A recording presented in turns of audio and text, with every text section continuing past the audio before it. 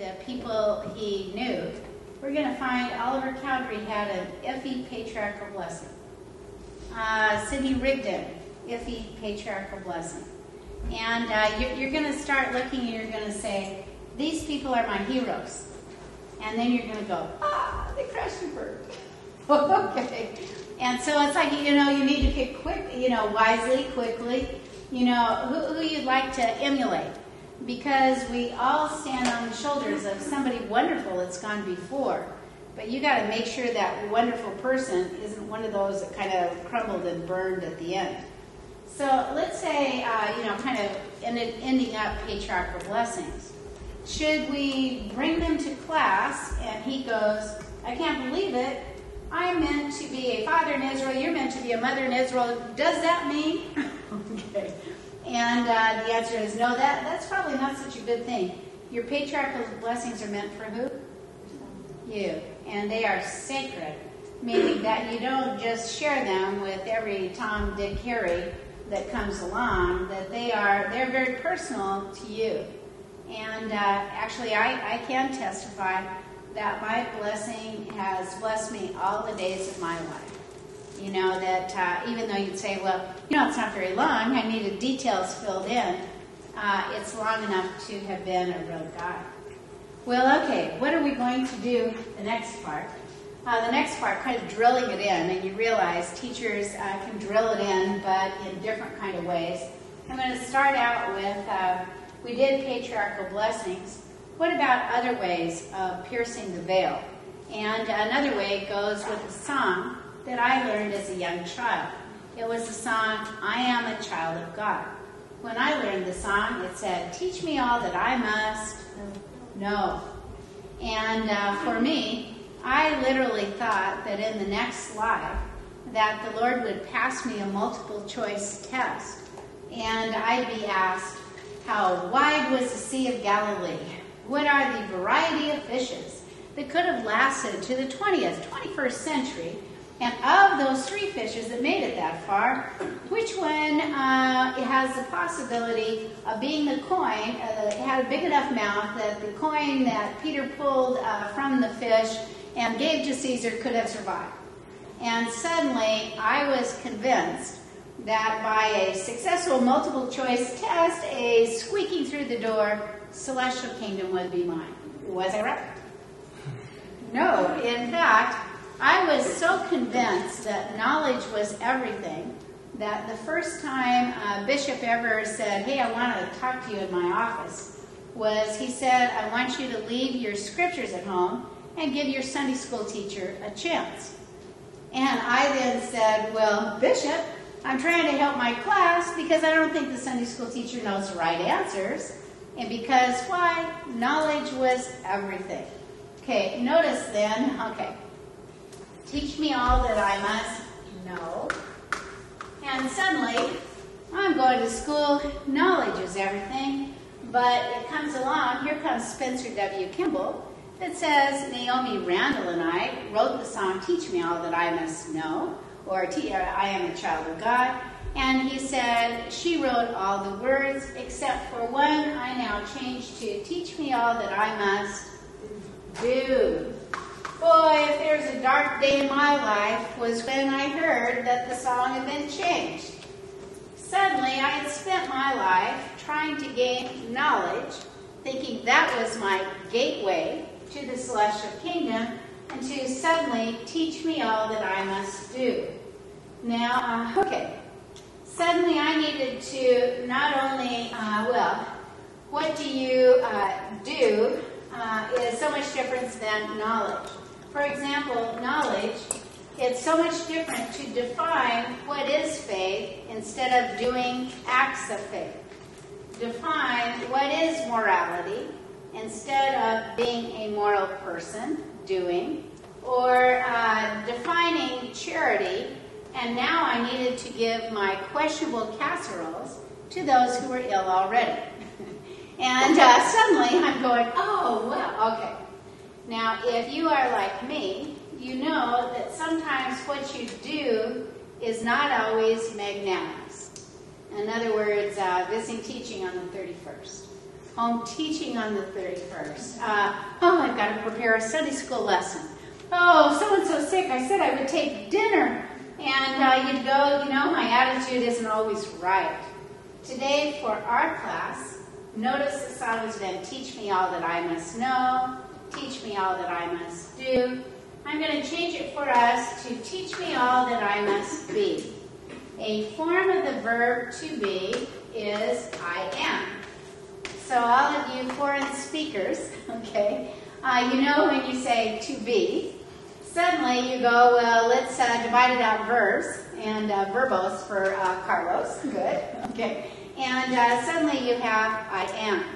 Now, you'll recall that when Moses is up on Mount Sinai, he's about to receive the big 10 commandments, and as he's about to come down from the mount, he now says to the Lord, who shall I say sent me?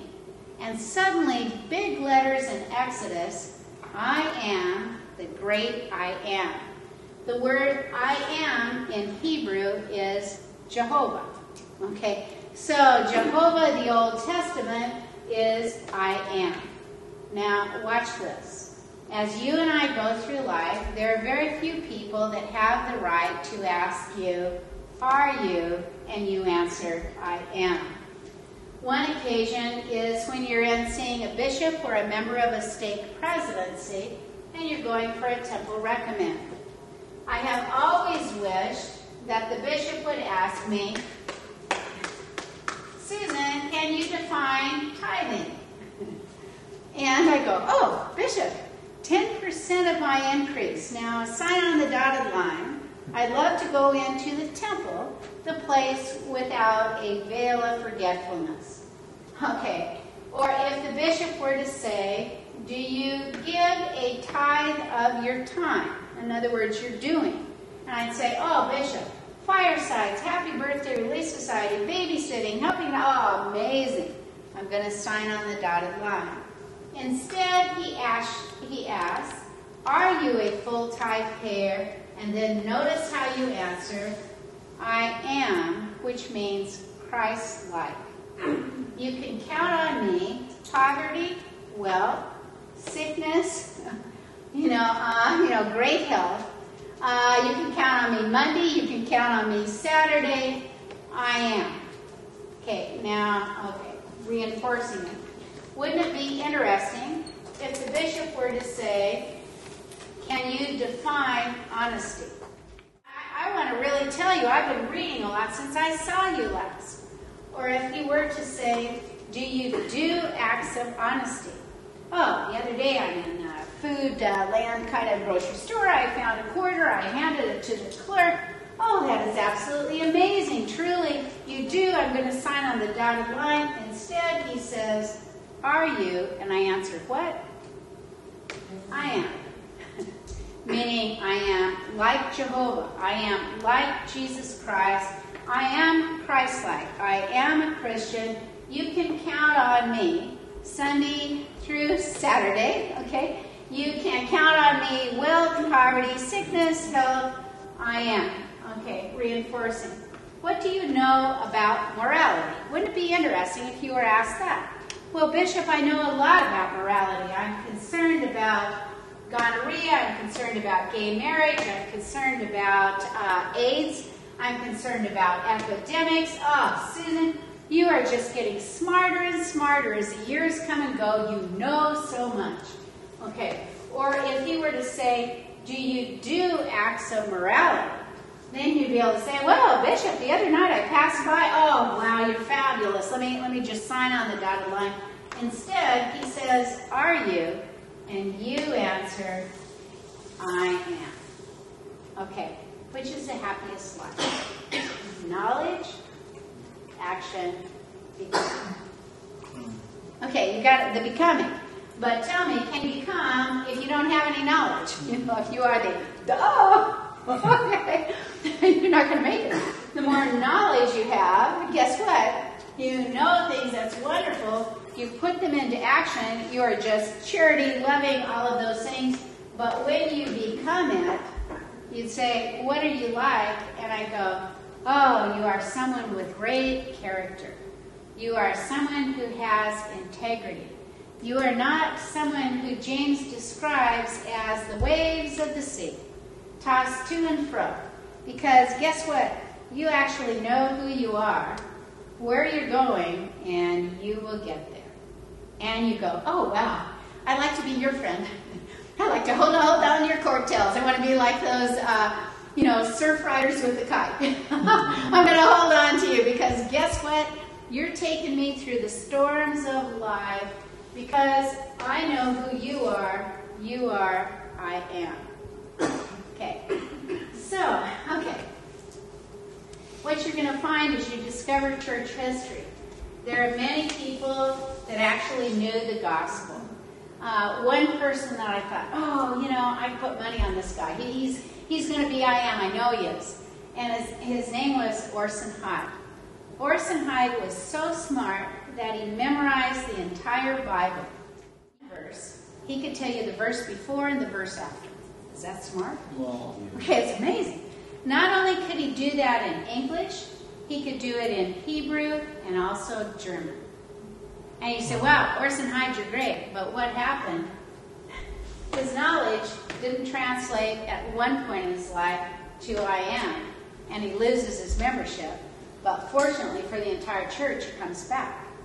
And you go, wow, you were so smart. I mean, he even got the synoptic gospels, Matthew, Mark, Luke, and John, that are so similar. He could do them all separate, and and you'd say, oh, you're genius. And then if you ever known anybody where you'd say, oh, wow, if you ever knew you could count on this person in an elder's quorum to help move this guy to this guy, and you're moving from this house to this house, and now you're in this house, and there's no problem, I'll be there. Or I'll watch your children, I'll clean your house, I'll do your laundry, I'll this and that. But guess what? If they never become, do they really have a happy life? The answer is no. So the goal then is, as we talk about church history, you're going to be looking for all the people in church history where you go, wow, I could hang my hat on him. If he were on a surfboard, I'd follow him anywhere. Can you name some already? Parley P. Pratt. Parley P. Pratt. Like this.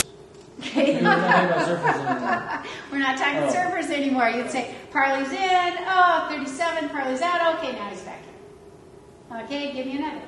We're looking for someone who was constant or someone who dipped. We want a constant. Yeah. Okay, Brigham Young. You'd say, Brigham Young, it's so interesting. The very first day that Joseph Smith meets Brigham Young, they go into a church meeting and suddenly Brigham Young is asked to introduce himself. Brigham Young only had 11 and a half days of schooling. So you realize most of you have been in school longer than Brigham Young. And, you've listened to someone like me much longer than he would have ever thought of. But you'd say, for Brigham Young, the very first day he meets Joseph Smith, Brigham Young, who stood 5 feet 10, red-haired, freckles, stands up, and in a church meeting, suddenly he speaks in tongues. When he speaks in tongues, he sits down. He's surprised. Would you be surprised? Mm-hmm. He's surprised. He sits down. Joseph Smith stands up and says, it's the first time I've ever heard a mortal speaking the Adamic tongue. In other words, whose tongue is he speaking? Adam's. And he says, now I'm going to tell you what he just told me. He just told me that he will live to lead the church. Okay, what's Brigham Young? Eventually he will know it. Okay, that's interesting. He never keeps a journal. In fact, would you expect that he's a good writer? Mm-hmm. No, 11 and a half days of school, English, grammar, all those things. In fact, when he's a missionary with Wilford Woodruff and learns that Wilford Woodruff keeps a daily journal, he says to Wilford, he says, you will never leave my side. And he said, at some point, the Lord is going to ask me to bring forth my journal, and I want you to bring it forth for me. Now, you realize we all need a Wilford Woodruff. But you'd say, okay, we can name Joseph Smith, we can name Brigham Young, can we name others? Eliza R. Snow. Eliza R. Snow, a constant. In fact, Eliza R. Snow if you were to take all of her writings and put them together, you have 1,600 pages, most of it poetry, and most poetry about the Restoration. And so, okay, so what you're going to do, you're looking, as we talk about church history, you're looking for the I ams. Got it? Okay.